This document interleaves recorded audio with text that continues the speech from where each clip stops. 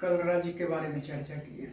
तो राज्य का जब स्वरूप हमारे समाज में उभर के आया, तो राज्य उभर के आया, उसके बाद उस राज्य को चलाने के लिए कैसे चलाया जाए, तो एक शब्द निकल के आता है शासन।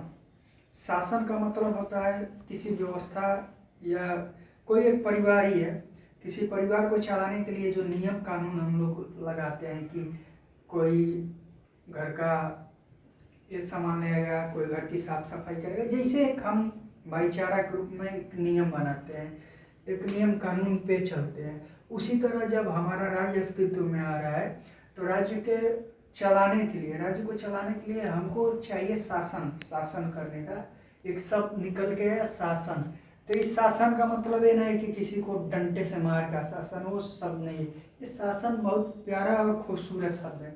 इसको गलत अर्थ में हमारे कुछ समाज के लोगों द्वारा लिया जाता है, लेकिन नहीं, हमको इस शासन को समझना है। ये जो शासन शब्द है आपका विधायिका हो गया, कार्यपालिका, न्यायपालिका।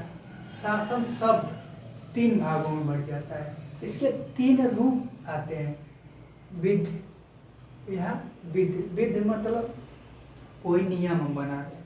जैसे पूजा घर में हमें जाना है, नहा के जाना है, वहाँ साफ सुथरा रखना है, जूता चप्पल नहीं, आराम से शांति भाव से। तो क्या एक हमने बनाया विधि कि इस हिसाब से रहेगा, इसको हमने ले लिया विधायिका, इसको बोल देते हैं। कार्यपालिका आता है, तो कार्यपालिका मतलब उसको हम जो विधि हमने बनाया है उसका कार्य हम कैसे किस रूप में उसको कर रहे हैं, अब जिसको हम कार्यपालिका से लेते हैं। तो इस कार्यपालिका का मतलब जो हमने विधि बनाया उसका काम हम कैसे करा रहे हैं, तो यहाँ आ गया एक कार्य जो कराएगा वो कार्यपालिका हो गया। घर का मुखिया है, वो बोलेगा कि आज भोग में ये लगेगा, आज पूजा इतने बजे होगी, आज इतने लोग आ रहे हैं, सबको बैठने का जो व्यवस्था कर रहा है, वो कार्य जो करा रहा है उसको हमने कार्यपालिका लिया। ये कार्यपालिका शब्द हो गया। अब कार्यपालिका के बाद आता है न्यायपालिका। जो न्याय का मतलब ही साफ तौर से दिख रहा है कि किसी के साथ कोई भेदभाव ना हो। मान लीजिए कोई आया, किसी को हमने किशमिश दे दिया प्रसाद में, किसी को हमने बस चूरन दे दिया, तो वो क्या उसके मन में भेदभाव ना आए। तो जब हमारा विधि बना, कार्यपालिका ने उसको कार्य कराया, उसके बाद न्याय, जो व्यक्ति देख रहा है कि किसी के साथ कोई भेदभाव ना होगा, तो हो गया आपका न्यायपालिका। तो ये हमारे शासन के अंग हुए कितने? 3, विधायिका, कार्यपालिका, न्यायपालिका। हमारे समाज में शासन के 3 अंग हैं।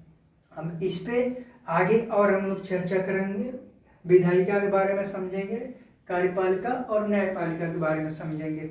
ठीक, इससे एक क्वेश्चन हमें तैयार हो जाता है। कैसे? शासन के कितने हैं? 3। ये तीनों आपको याद रखना है। कभी कभी ऑप्शन में देगा 3, नहीं तो चौथा ऑप्शन इन दोनों में से, तीनों में से कोई एक दिया और 3 अदर कोई रहेगा। तो ये 3 याद रखिएगा। शासन के बस 3 अंग, कार्यपालिका, विधायिका, न्यायपालिका, ये तीनों याद रखिएगा। ठीक, राम राम, फिर मिलते हैं अगले वीडियो में।